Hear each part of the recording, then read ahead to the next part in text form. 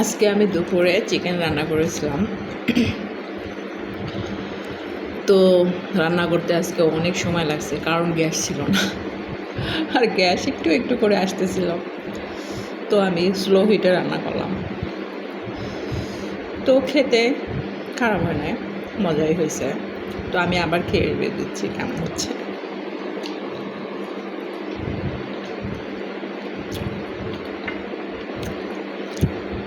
It's really good.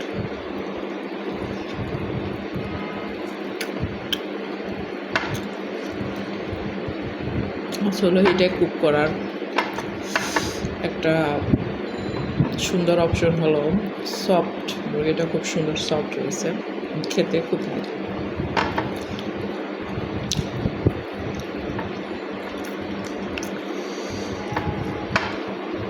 সবাই ভালো থাকুন, সুস্থ থাকুন।